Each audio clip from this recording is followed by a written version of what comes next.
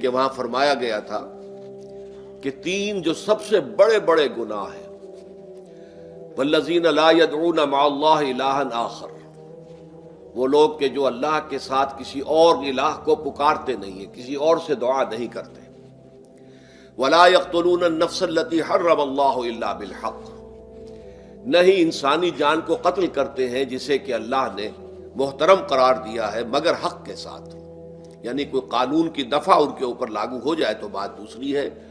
قتل عمد کے قصاص میں قتل ہوگا، یا یہ کہ زنا اگر شادی شدہ مرد یا عورت کرتے ہیں تو ان کی سزا جو ہے وہ رجم ہے، جو قتل کی ایک بہت ہی شدید شکل ہے، یا مرتد کی سزا قتل ہے، اور یا پھر یہ ہے کہ کافر کو قتل کیا جا سکتا ہے جو حربی ہو، جس کے ساتھ جو جنگ ہے وہ ڈکلیئرڈ ہو۔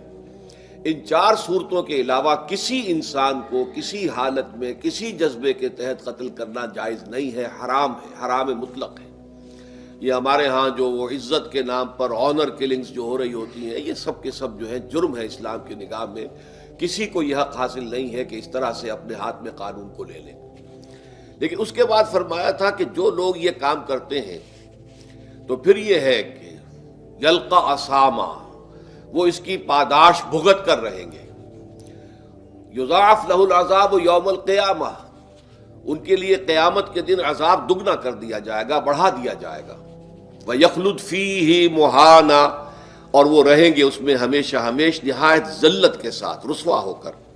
إِلَّا مَن تَابَ وَآمَنَ وَعَمِلَ عَمَلًا صَالِحًا، اس میں استثناء ہے کہ جو توبہ کرے اور تجدید ایمان کرے یا ایمان لائے۔ اگر پہلے کافر تھا تو ایمان لائے گا، اور اگر پہلے مسلمان تھا لیکن یہ کہ یہ گناہ سرزد اس سے ہوا تو گویا کہ ایک طرح کے کفر میں وہ داخل ہو گیا تھا، ایمان حقیقی سے محروم ہو گیا تھا، تو گویا کہ تجدید ایمان کرے۔ الا من تاب وآمن وعمل عملا صالحا، اور پھر اس کا عمل تبدیل ہو جائے، عمل درست ہو جائے، غلط کام کو فی الواقع چھوڑ دے۔ فَأُولَٰئِكَ يُبَدِّلُ اللَّهُ سَيِّئَاتِهِمْ حَسَنَاتٍ، تو یہ وہ لوگ ہیں کہ اللہ تعالیٰ ان کی برائیوں کو بھلائیوں سے بدل دے گا۔ یہ بات جو ہے بہت بلند ہے، اس میں اللہ تعالیٰ کی طرف سے وعدہ جو ہو رہا ہے کہ فَأُولَٰئِكَ يُبَدِّلُ اللَّهُ سَيِّئَاتِهِمْ حَسَنَاتٍ وَكَانَ اللَّهُ غَفُورًا رَحِيمًا۔ وَمَن تَابَ وَعَمِلَ صَالِحًا، پھر دوبارہ تکرار کے ساتھ یہ بات آ چکی ہے، جو توبہ کرے اور پھر عمل اچھا کرے، فَإِنَّهُ يَتُوبُ إِلَى اللَّهِ مَتَابًا، تو وہ ہے جو حقیقت میں توبہ کرتا ہے اللہ کی جناب میں جیسے کہ توبہ کرنی چاہیے، عمل میں کوئی تبدیلی نہ ہو، اور توبہ کی تسبیح ہوتی رہے، استغفر اللہ ربی من کل ذنب واتوب الیہ، آپ نے 10 تسبیحیں کر لی، 1000 مرتبہ کہہ لیا، یہ سب زیرو ہے اللہ کی نگاہ میں۔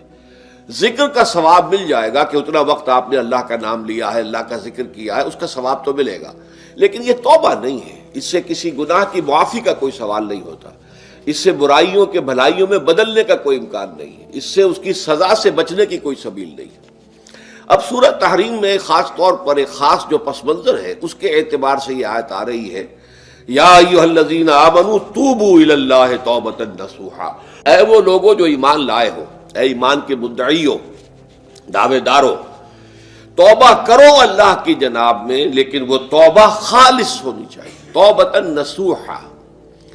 اس سورہ مبارکہ کے پس منظر کو نوٹ کیجئے تو اس میں ایک خطائے اجتہادی کہہ لیجئے حضور سے ہو گئی تھی صلی اللہ علیہ وسلم، اگرچہ وہ خطا جانب خیر میں تھی، اچھے کام کے لیے تھی، برے کام کے لیے نہیں تھی، کہ آپ نے اپنی ازواج مطہرات کی دل جوئی کے لیے ایک شے جو اللہ کی طرف سے آپ کے لیے حلال تھی اس کو استعمال نہ کرنے کی قسم کھا لی، تو اس پر حضور کو روکا گیا، یا ایھا النبی لم تحرم ما احل اللہ لک تبتغی مرضات ازواجک، اے نبی کیوں آپ اپنے اوپر حرام ٹھہراتے ہیں وہ شے جو اللہ نے آپ کے لیے حلال قرار دی ہے؟ کیا آپ اپنی بیویوں کی رضا جوئی کے لیے ایسا کر رہے ہیں؟ واللہ غفور الرحیم، اللہ غفور ہے، رحیم ہے، اللہ نے آپ کی اس خطا سے درگزر کیا ہے، لیکن قد فرض اللہ لکم تحلۃ ایمانکم، اللہ تعالیٰ نے راستہ تمہارے لیے کھول دیا ہوا ہے کہ ایسی قسموں کو کھولا جا سکتا ہے، جس کے لیے کہ سورہ مائدہ کے اندر کفارہ دے دیا گیا۔ تو گویا کہ حضور کو یہاں حکم دیا جا رہا ہے کہ آپ اپنی اس قسم کا کفارہ دیجئے، قسم کا، اور یہ جو قسم ہے اس کو کھول دیجئے۔ نمبر 2 پہ پھر 2 ازواج مطہرات کا معاملہ آیا کہ حضور نے ایک راز کی بات کہی ایک زوجہ محترمہ سے، لیکن انہوں نے وہ راز جو ہے وہ دوسری زوجہ محترمہ کو پہنچا دیا جن میں زیادہ آپس میں قریبی تعلق تھا.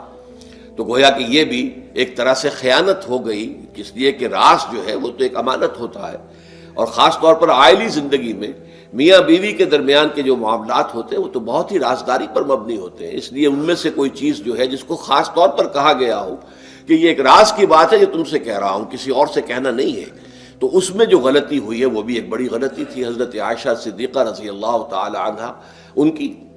تو ان دونوں کے پس منظر میں پھر تیسری بات آئی کہ اہل ایمان اگر تم غافل ہو اپنے اہل و عیال کی طرف سے اس اعتبار سے کہ ان کا کردار کیسا بن رہا ہے، وہ اللہ کے بندے ہیں یا کوئی غلطیاں کر رہے ہیں، خطا کر رہے ہیں، تو دیکھو یہ تم ان کے ساتھ جو ہے وہ محبت نہیں کر رہے، عداوت کر رہے ہو.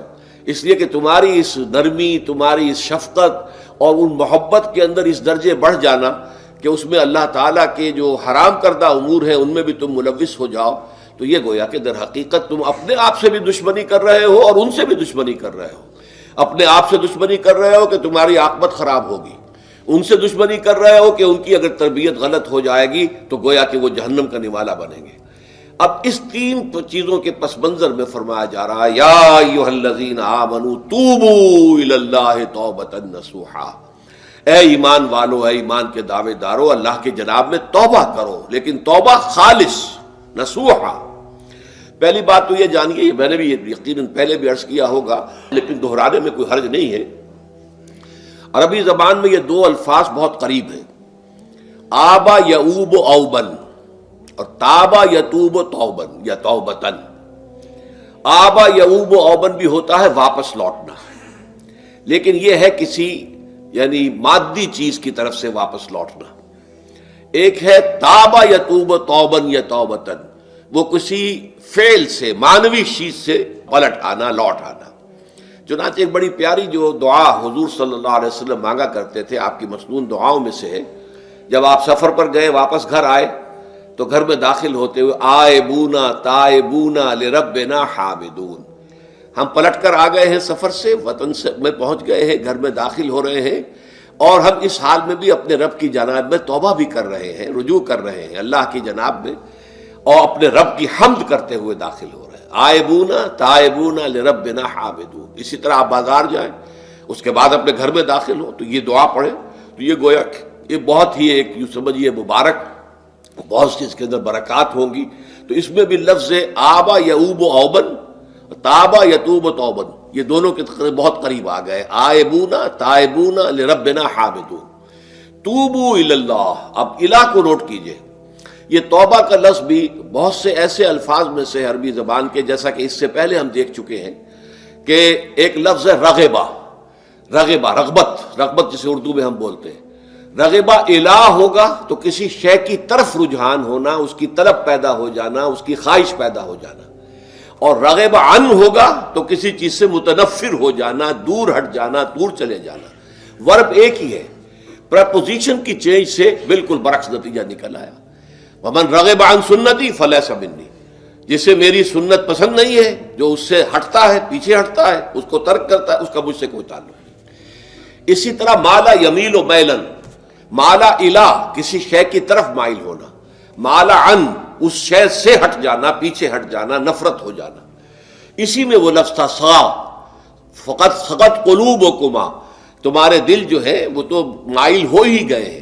سغا بھی الہ ہوگا تو اس کے معنی کسی شے کی طرف مائل ہو جانا، عن ہوگا تو کسی شے سے متنفر ہو جانا. تو وہاں میں عرض کر چکا تھا لقد سقط قلوبکما، تو اے نبی کی دونوں بیویوں تمہارے دل تو یقیناً اللہ کی طرف مائل ہو چکے ہیں، توبہ کی طرف مائل ہو چکے ہیں، لیکن زبان سے یہ کہتے ہوئے کہ حضور معاف کر دیجئے غلطی ہو گئی، یہ اس میں ذرا حجاب آ رہا ہے. ظاہر بات ہے شوہر اور بیوی کے درمیان جس طرح کا تعلق ہوتا ہے تو اس میں یہ کہ بسا اوقات اپنی غلطی کو واضح الفاظ میں تسلیم کرنے میں کچھ ہچکچاہٹ سی ہوتی ہے. تو وہ ایک کیفیت تھی کہ تمہارا دل تو مائل ہو چکا ہے، لیکن یہ کہ تم ذرا زبان سے بھی کہو، اقرار کرو. اسی طریقے سے یہ لفظ توبہ ہے، توبہ الہ ہے، کسی کی جناب میں توبہ کرنا. جب اللہ تعالیٰ کی طرف توبہ کا لفظ آئے گا تو توبو الی اللہ توبۃ نصوحا، اللہ کی جناب میں توبہ کرو. اور جب اللہ تعالیٰ توبہ کرتا ہے، یہ لفظ جو ہے دو طرف استعمال ہوتا ہے، تواب بندہ بھی ہے، تواب اللہ بھی ہے. اللہ تواب ہے، بہت توبہ کا قبول کرنے والا، بندہ تواب ہے، بہت زیادہ توبہ کرنے والا۔ وہ حدیث میں آپ کو سنا چکا ہوں، کل بنی آدم خطاؤون وخیر الخطائین التوابون، تمام بنی آدم نہایت خطا کار ہیں، گناہ گار ہیں، غلطیاں ہوتی ہیں، خطائیں ہوتی ہیں، لیکن ان خطا کاروں میں بہتر لوگ وہ ہیں جو بہت توبہ کرنے والے، رجوع کرتے، پلٹتے ہیں، ان میں پشیمانی پیدا ہو جاتی ہے اور وہ اللہ تعالیٰ کی جناب میں رجوع کرتے ہیں، تو وہ تواب ہیں، بہت زیادہ توبہ کرنے والے۔ لیکن اللہ کی جناب میں توبہ جب بندہ کرتا ہے تو وہ الہ آئے گا، تابہ الہ، اس نے توبہ کی اللہ کی جناب میں۔ اللہ توبہ کرتا ہے یعنی اللہ تعالیٰ جو ہے اپنی نظر شفقت اور نظر رحمت جو پھیرنی تھی اس نے، کہ ایک بندے نے گناہ کیا ہے، میرے حکم کی جو ہے خلاف ورزی کی ہے، معصیت کا ارتکاب کیا ہے، تو اللہ تعالیٰ اپنی رحمت اور شفقت کی نگاہ اس سے ہٹا لیتا ہے۔ لیکن جب بندہ توبہ کرتا ہے تو پھر اللہ تعالیٰ بھی رجوع فرماتا ہے اور اپنی شفقت اور رحمت اور مغفرت کے ساتھ بندے کی جانب متوجہ ہو جاتا ہے۔ لیکن وہاں تابہ اعلیٰ آئے گا، تم علینا، اے پروردگار ہماری توبہ کو قبول فرما، وہ الہ کے ساتھ آئے گا۔ ہم جب توبہ کریں گے تو وہ الہ کے ساتھ آئے گا۔ تو یہاں فرمایا توبو الی اللہ، اللہ کی جناب میں توبہ کرو، پلٹو، رجوع کرو، اور توبۃ نصوحا، خالص توبہ۔ اس کی جو وضاحت تھوڑی سی میں ابھی کر چکا ہوں کہ خالص توبہ سے مراد کیا ہے۔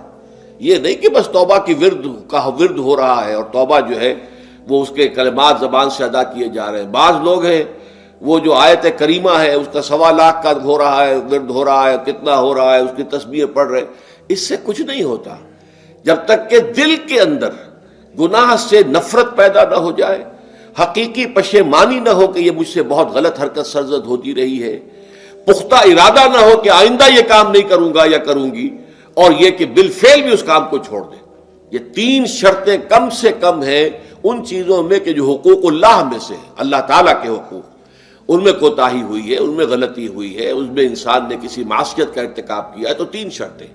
حقیقی پشیمانی نمبر 1، جس کے لیے میں نے اقبال کا شعر آپ کو سنایا تھا، جو بالکل نوجوانی کے دور میں انہوں نے کہا تھا، اور کسی، اب میں نام بھول رہا ہوں، کوئی بہت بڑے شاعر تھے، استاذ تھے، اساتذہ، استاذ الشعراء، انہوں نے کہا تھا کہ میاں صاحبزادے اس عمر میں، اور یہ شعر اس قدر اونچا شعر ہے کہ موتی سمجھ کے شان کریمی نے چن لیے قطرے جو تھے میرے عرق انفعال کے۔ انفعال کہتے ہیں شرمندگی کو، کہ میں جب شرمندہ ہوا کہ میں اللہ کی جناب میں یہ کیا حرکت کر بیٹھا، تو اس سے میرے پیشانی پر جو پسینے کے قطرے رونما ہوئے، اللہ تعالیٰ نے ان کو موتی سمجھ کے چن لیا۔ اللہ تعالیٰ کو بندے کی توبہ سے اتنی خوشی ہوتی ہے۔ وہ حدیث بھی میں آپ کو سنا چکا ہوں کہ تم اندازہ کرو، ایک شخص ہے کہ جو ایک ریگستان میں لقودق صحرا میں سفر کر رہا تھا، اس کا ایک اونٹ تھا جس پر وہ سفر کر رہا تھا، اسی پر اس کا جو بھی راستے کا کچھ کھانا وانا تھا، خوراک تھی، وہ بھی، اس کی پوٹلیاں بھی تھیں، اور پانی کی چھاگل بھی بندھی ہوئی تھی۔ تھوڑی دیر کے لیے وہ ایک درخت کے سائے میں بیٹھ گیا استراحت کے لیے، وہ اسی میں آنکھ لگ گئی اس کی۔ اب جب آنکھ کھلی تو دیکھا کہ اونٹ غائب ہے۔ اب اونٹ گویا کہ اس کی زندگی کا واحد سہارا، کہاں جائے گا اب بغیر اونٹ کے؟ اس دوڑا دائیں بائیں، شمال جنوب مغرب مشرق، سب میں کہیں جہاں تک وہ کر سکتا تھا اسے کہیں اونٹ نظر نہیں آیا۔ تو پھر وہ اسی درخت کی سائے میں آ کر بیٹھ جاتا ہے موت کے انتظار میں کہ اب تو موت ہی آئے گی، نہ کھانے کو کچھ، نہ پینے کو پانی، نہ سواری کہ میں کہیں یہاں سے نکل سکوں۔ اچانک دیکھتا ہے کہ وہ اونٹ تو کھڑا ہوا ہے اور وہ سامان بھی موجود ہے۔ تو اس میں فرط مسرت کی وجہ سے خوشی اتنی شدید ہوتی ہے اسے کہ وہ کہنا تو یہ چاہتا ہے اے اللہ میں تیرا بندہ ہوں، تو میرا رب ہے، لیکن وہ کہہ یہ بیٹھتا ہے اے اللہ میں تیرا رب ہوں، تو میرا بندہ ہے۔ یعنی اتنا وہ اپنے اس میں حواس کھو بیٹھتا ہے خوشی کی وجہ سے۔ اتنی ہی خوشی ہوتی ہے اللہ تعالیٰ کو اپنے کسی گناہ گار بندے کی توبہ سے۔ اب آپ اندازہ کیجئے، یہ ہے جو تشبیہ حضور صلی اللہ علیہ وسلم نے توبہ کی عظمت کے لیے بیان کی۔ تو اس کے حوالے سے، اور میں آپ کو فلسفے کے طور پر بھی بتا چکا ہوں کہ بہت بڑی غلطی جو ہے، جیسے ان دونوں صورتوں کا جو مرکزی مضمون میں نے بتایا تھا کہ خاندانی زندگی میں 2 انتہائی کیفیات پیدا ہوتی ہیں، یا میاں بیوی کی موافقت نہیں ہو رہی تو آخری حد ہے طلاق، یا یہ ہے کہ اتنی محبت ہو گئی ہے کہ محبت کی وجہ سے شریعت کی حدود کے اندر رد و بدل ہو رہا ہے۔ تو پہلے کے موضوع کے اوپر سورہ طلاق ہے اور دوسرے موضوع کے اوپر سورہ تحریم ہے۔ تو طلاق کے معاملے میں بھی عیسائیوں سے جو بہت زیادہ غلطی، بہت بڑی سرزد ہوئی، وہ یہ ہے کہ حضرت عیسیٰ نے یہ فرمایا تھا کہ جو شخص اپنی بیوی کو طلاق دیتا ہے گویا کہ ناحق، وہ گویا کہ اس سے زنا کرواتا ہے، یعنی یہ کہ طلاق ہو گیا اس کو، اب وہ بیچاری جو ہے وہ بے شوہر کے ہے، عام طور پر مطلقہ سے کوئی شادی نہیں کرتا، تو اب اس کے فتنے میں مبتلا ہونے کا امکان موجود ہے، وہ زناکاری پر آمادہ ہو سکتی ہے۔ تو جس شخص نے اسے غلط طلاق دی تھی در حقیقت وہ ذمہ دار ہوگا اس زناکاری کا جو وہ کر رہی ہے۔ یہ اصل میں ایک اخلاقی تعلیم تھی جس کو کہ انہوں نے قانونی سمجھ لیا اور طلاق کا دروازہ بند کر دیا، حالانکہ شریعت موسوی میں طلاق کا راستہ کھلا تھا جیسے شریعت محمدی میں، کہ اگر کوئی صورت ایسی ہے کہ مزاج نہیں مل رہا ہے تو ٹھیک ہے، علیحدہ ہو جاؤ، سیپریشن کا راستہ کھلا ہوا ہے۔ اگرچہ اللہ کو حلال چیزوں میں سب سے زیادہ ناپسند طلاق ہے، اللہ چاہتا یہی ہے کہ یہ بندھن بندھ جائے تو بندھا رہے ساری عمر، لیکن یہ کہ یہ بھی نہیں ہے کہ گھر کے اندر چخ چخ ہوتی رہے، چپکنش چلتی رہے، گھر کے اندر چین نہ رہے، راحت نہ رہے، باہمی اعتماد نہ ہو اور پھر بھی وہ بندھن بندھا رکھا جائے، اس کا کوئی فائدہ نہیں۔ تو قانون وہ تھا لیکن اخلاقی تعلیم یہ تھی، جیسے حضور نے فرمایا ابغض الحلال عند اللہ الطلاق، لیکن ساتھ ہی میں نے وہ حدیث بھی آپ کو سنا دی کہ جو شخص اپنی بیوی کی جو بھی اس کی روش ہے اس سے سخت نالا ہے، شکایتیں کرتا پھرتا ہے دوسروں سے، طلاق نہیں دیتا، تو اللہ تعالیٰ اس کی دعا سنتا ہی نہیں کہ جب میں نے تمہارے لیے راستہ کھلا ہوا تھا وہ تم اختیار نہیں کر رہے۔ تو یہی معاملہ در حقیقت عیسائیوں نے اس حد تک بڑھایا کہ حضرت آدم اور حوا سے جو خطا ہو گئی تھی وہ خطا جو ہے وہ تو ہر انسان دنیا میں جو آتا ہے تو خطا کار ہے، وہ اپنے آباء و اجداد، اپنے اماں حوا اور اپنے ابا آدم کی خطا لے کر اپنے ساتھ پیدا ہو رہا ہے، تو گناہ گار ہے۔ Man is sinful from the very birth. اب اس کا کیا علاج ہو؟ پھر وہ تو اس کا علاج ڈھونڈا کہ اللہ نے اپنا اکلوتا بیٹا زمین پر بھیج کر اور اسے ان لوگوں کی طرف سے کفارہ بنا لیا کہ جو ہمارے اس بیٹے پر ایمان لے آئے۔ یہ سارا عقیدہ بناء فاسد علی الفاسد کیوں ہوا؟ کہ توبہ کے بارے میں تصور ان کا غلط ہو گیا۔ اللہ قرآن مجید نے واضح کیا کہ غلطی تو ہوئی تھی حضرت آدم و حوا سے، شیطان کے بہکانے میں آ گئے تھے، لیکن یہ کہ پھر انہوں نے توبہ کی، اللہ نے تاب علیہ، اللہ نے اس کی توبہ قبول فرما لی۔ فتلقى آدم من ربہ کلمات فتاب علیہ، تو آدم نے اپنے رب سے کچھ کلمات سیکھ لیے، پشیمانی تو ہو گئی تھی، شرمندگی ہو گئی تھی، لیکن الفاظ نہیں مل رہے تھے، کن الفاظ میں میں اللہ کی جناب میں توبہ کروں۔ اللہ کی کمال شفقت کے اللہ نے وہ الفاظ بھی انہیں تلقین کر دیے جو سورہ اعراف کے اندر بیان ہوئے ہیں، ربنا ظلمنا انفسنا وان لم تغفر لنا وترحمنا لنکونن من الخاسرین، اللہ نے توبہ قبول فرما لی، فتاب علیہ۔ اب جو بچہ پیدا ہو رہا ہے نسل آدم کا، وہ کوئی اپنے جد امجد جو ہے حضرت آدم اور حضرت حوا کے گناہ کی پوٹ لے کر نہیں آتا ہے، وہ تو کل مولود یولد علی الفطرہ، فطرت الاسلام پہ پیدا ہوتا ہے۔ تو توبہ کی در حقیقت جو عظمت اور حقیقت ہے ہمارے دین میں، اس کو نہ سمجھنے سے بھی بہت بڑی غلطیاں لوگوں سے ہو جاتی ہے، اور تاریخ انسانی میں اتنی بڑی بڑی غلطیاں ہوئی ہیں۔ طلاق کے معاملے میں بھی عیسائیوں نے پھر یہ کیا کہ سوائے اس کے کوئی شکل نہیں ہے کہ بیوی زنا کار ہو تو پھر تو طلاق ہو جائے گی، سیپریشن ہو جائے گی، لہذا جو طلاق دینا چاہتے تھے وہ ایسے مواقع پیدا کرتے تھے کہ بیوی زنا کرے، یا یہ کہ جھوٹی گواہیاں فراہم کرتے تھے زناکاری کی اور پھر اس سے چھٹکارا حاصل کرتے تھے۔ اس کے بغیر چھٹکارا حاصل کرنے کی کوئی شکل نہیں تھی۔ اس پر بڑے بڑے افسانے جو ہیں وہ مغربی لٹریچر کے اندر آپ کو ملیں گے کہ عورت سے نجات پانے کے لیے انہیں پھر یہ کرنا پڑتا تھا کہ جھوٹے طور پر جھوٹا الزام تہمت لگا کر اس کے اوپر زنا کا الزام ثابت کرے، یا یہ ہے کہ اسے واقعتاً خود ایسے حالات میں ڈال دے کہ وہ زانیہ بن جائے اور پھر اس سے نجات حاصل۔ یہ گویا کہ پھر وہی بناء فاسد علی الفاسد، ایک غلط بات کے اوپر دوسری غلط بات کہی۔ تو توبوا الی اللہ توبۃ نصوحا، توبہ کرو اللہ کی جناب میں جو کہ خالص توبہ ہو۔ خالص توبہ میں 3 شرائط میں نے بیان کر دی کہ اگر اللہ کے حقوق میں معاملے میں کبھی بیشی ہوئی ہے تو پھر یہ ہے کہ پشیمانی حقیقی، عزم مصمم دوبارہ نہیں کروں گا نہ کروں گی، اور نمبر 3 یہ کہ ایک مرتبہ اس گناہ کو لازماً چھوڑ دینا۔ اس کے بعد جو ہے اگر یہ حقوق العباد میں سے ہے تو ایک چوتھی اضافی شرط ہے، یا تو اس کی تلافی کرو، اس کا پیسہ مارا تھا تو پیسہ دو، بہن کا حق جو ہے وراثت میں کھایا تھا تو اس کو ادا کرو، یا اس سے معافی حاصل کرو، یا پھر ایک شکل ہو سکتی ہے کہ اگر وہ فوت بھی ہو گیا ہے، اب کوئی شکل نہیں ہے، اس کی طرف سے صدقہ و خیرات کرتے رہو، اللہ یہ میں کر رہا ہوں اس کے حساب میں اس کو جمع کر دے، اور میری جو کوتاہی تھی اس کو معاف فرما دے، اس کو جو ہے وہ ڈیبٹ کریڈٹ ہو جائے گا، ورنہ پھر آخرت میں یہ ہوگا کہ آپ کی نیکیاں اس کے حوالے کی جائیں گی۔ یا آپ کے پاس نیکیوں کا ذخیرہ بھی کافی نہ ہوا تو اس کے گناہ آپ کے پلڑے میں ڈال دیے جائیں گے. اور اسی کو حضور نے فرمایا کہ میری امت کا اصل مفلس وہ ہے. آپ نے پوچھا اتدرون من المفلس، آپ لوگ جانتے ہیں کہ مفلس کون ہوتا ہے؟ تو صحابہ نے وہی جواب دیا جو ہم میں سے ہر شخص جواب دے گا، المفلس عندنا من لا درہم لہ ولا دینار. ہمارے نزدیک ہم مفلس اس کو کہتے ہیں جس کے پاس درہم و دینار نہیں ہے، روپیہ پیسہ نہیں ہے.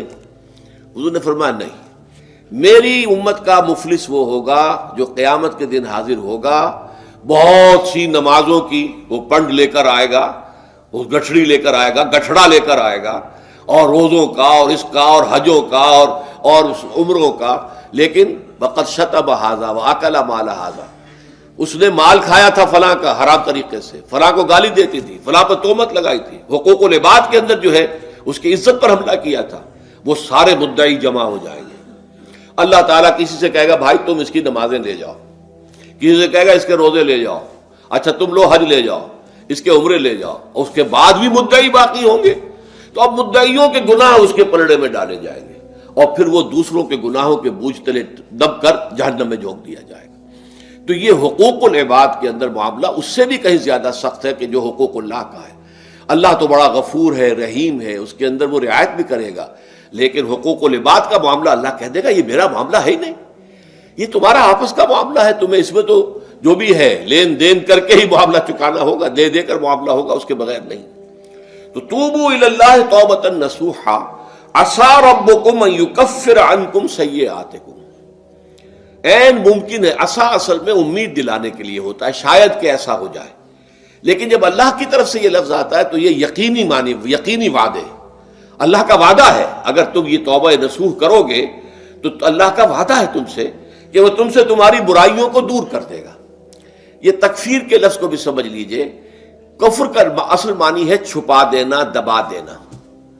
اسی لیے گناہ کا کفارہ ہوتا ہے. آپ سے گناہ ہو گیا، آپ نے کفارہ دے دیا تو گناہ چھپ گیا، دب گیا، اس کے اثرات زائل ہو گئے، وہ آپ کے نامہ اعمال سے اس کو ختم کر دیا جائے گا. یہ ہے کفارہ، کفارہ. کفار جمع ہے کافر کی. کافر جو ہے وہ حق کو چھپاتا ہے، اللہ کی دعوت جو دی جا رہی ہے اس کو دباتا ہے، تو اس معنی میں وہ کافر ہے، انکار کرتا ہے. لیکن یہ کہ ایک کفران نعمت ہے، کسی نے آپ پر احسان کیا ہے اور آپ اس کا احسان نہیں مان رہے، آپ کے لیے دل میں اس کے لیے کوئی احسان بندی کے جذبات پیدا نہیں ہوئے، تشکر کا جذبہ پیدا نہیں، یہ کفران نعمت ہے. تو تکفیر اس کو بھی کہتے ہیں، تکفیر اسے بھی کہتے ہیں مسلمان امت میں سے کسی کو نکال دینا، اس لیے کہ وہ بنیادی عقائد میں علیحدہ ہو گیا ہے. تو یہ پرجنگ ہے، یہ بھی تکفیر ہے. تو تکفیر اعمال کیا ہے کہ برے اعمال کو دھو دے گا تمہارے نامہ اعمال سے، اور نمبر 2 تمہارے دامن کردار سے بھی دھو دے گا. جو غلطیاں تمہارے اوپر چلی آ رہی تھی، اتنے عرصے تک تم کرتے رہے ہو، تمہارا کردار جو ہے اس سے مقدر ہو گیا ہے، اس کے اندر جو ہے خرابی پیدا ہو گئی ہے، تو اللہ اس کو بھی دھو دے گا. تو دنیا میں بھی تکفیر کا اثر ہوگا کہ انسان کی اصلاح ہو جائے گی، اس کی سیرت و کردار جو ہے صحیح رخ پر آ جائیں گے. اور آخرت میں یہ ہے کہ اس کا جو اعمال نامے میں جو گناہ درج تھا وہ وہاں سے صاف کر دیا جائے گا، محو کر دیا جائے گا. یہ تکفیر 2 گناہ ہے. اور اس میں جو ہم سورہ الفرقان میں پڑھ کر آئے ہیں وہ اس سے بھی اگلی بات ہے. اولئک یبدل اللہ سیئاتہم حسنات. جہاں گناہ کا اندراج تھا وہاں اب نیکی کا اندراج ہو جائے گا. تمہاری سیرت و کردار میں جو گناہ کا پہلو تھا وہ اب نیکی کے پہلو میں بدل جائے گا. یہ تکفیر گویا کہ دنیا میں بھی اور آخرت میں بھی. عسیٰ ربکم، امید ہے اور اللہ کا وعدہ ہے کہ وہ تم سے تمہاری برائیوں کو دور کر دے گا. مطلب یہ کون انسان ہے جو برائی سے بالکل پاک ہے؟ کل بنی آدم خطاؤن وخیر الخطائین التوابون. توبہ کرو، توبہ نصوح کرو، اللہ تعالیٰ دھو دے گا. تمہارے دامن کردار سے بھی داغ اور دھبے صاف کر دے گا اور تمہارے اعمال نامے سے بھی. وَيُدْخِلَكُمْ جَنَّاتٍ تَجْرِي مِن تَحْتِهَا الْأَنْهَارُ، اور تمہیں داخل کرے گا ان باغات میں جن کے نیچے یا جن کے دامن میں ندیاں بہتی ہوں گی. یوم لا یخزی اللہ النبی والذین آمنوا معہ، وہ دن کہ جس دن اللہ رسوا نہیں کرے گا نہ نبی کو اور نہ ان کو جو ان کے ساتھ ایمان لائے. ان کے ساتھ ایمان لانے، ظاہر بات ہے انبیاء کے رسوا ہونے کا تو کوئی سوال ہی نہیں. یہاں اس کا ذکر جو ہے وہ تو صرف بطور تذکرہ کر دیا گیا، ورنہ اصل کیا ہے جو نبی کے ساتھ ایمان لائے. اور نبی کے ساتھ ایمان لانے والوں میں درجہ اول کے لوگ وہ ہیں جو صحابہ کرام ہیں، جو حضور کے زمانے میں تھے، حضور کے ساتھ دیا انہوں نے اپنے جان و مال سے حضور کے مشن کو تقویت پہنچائی. جہاں حضور کا پسینہ گرا وہاں اپنی خون کی ندیاں بہا دی، اپنی جانیں دے دی. تو وہ ہے اولین. لیکن اللہ تعالی ہمیں بھی ان میں شامل کرے، اس لیے کہ جیسے کہ سورہ بقرہ کی جو آخری سے پہلی آیت ہے اس کے اندر بیان فرمایا گیا کہ آمن الرسول بما انزل الیہ من ربہ والمؤمنون، ایمان لائے رسول محمد صلی اللہ علیہ وسلم اس چیز پر کہ جو ان کے اوپر ان کے رب کی طرف سے نازل کی گئی، اور ایمان لائے صاحب ایمان. وہ صاحب ایمان سب کے سب شامل ہو جائیں گے. تو قیامت کے دن اللہ تعالیٰ رسوا نہیں کرے گا. یوم لا یخزی اللہ النبی والذین آمنوا معہ، جس دن کہ اللہ تعالیٰ رسوا نہیں کرے گا نہ اپنے نبی کو صلی اللہ علیہ وسلم اور نہ ہی ان کو کہ جو ان کے ساتھ ایمان لائے. اور یہ آخرت کی رسوائی جو ہے بہت بڑی رسوائی ہے. دنیا کی رسوائی انسان جو ہے اس کو بہت ہلکا سمجھے، آخرت کی رسوائی بہت بڑی ہے. پوری خلق خدا جہاں جمع ہوگی، پوری انسانیت جمع ہوگی، تمام آدم سے لے کر آخری انسان تک جمع ہوں گے، اور وہاں اگر رؤوس الاشہاد ہمارا پردہ چاک کیا جائے، ہمارے گناہوں کو جو ہے اعلان کیا جائے، تو وہ کتنی بڑی رسوائی ہوگی. اسی لیے یہ دعا مانگتے رہنا چاہیے، اللہم ربنا اجرنا من خزی الدنیا والآخرہ. اے اللہ ہمیں بچا لے، دنیا اور آخرت دونوں کی رسوائی سے بچا لے. دنیا کی رسوائی یہ ہے کہ آپ کی کسی غلط کام کا چرچا ہو جائے، دنیا کے اندر پھیل جائے، آپ کی جو ہے عزت جو ہے وہ داغدار ہو جائے. اس سے بھی اے اللہ بچا لے، پردہ ڈال دے. جیسے کہ حضور نے لفظ استعمال کیا اللہ یتغمدنی ربی برحمتہ، اللہ یہ کہ میرا پروردگار مجھے اپنی رحمت کی چادر تلے ڈھانپ لے. اللہ تعالیٰ دنیا میں بھی ہمیں ڈھانپے رکھے اور آخرت میں بھی ڈھانپ لے. تو یہ خزی دنیا والآخرہ، اے اللہ ہمیں دنیا کی بھی رسوائی سے بچائے رکھ اور آخرت کی رسوائی سے بھی بچا لیجو. بارک اللہ لی ولکم فی القرآن العظیم ونفعنی وإیاکم بالآیات والذکر الحکیم.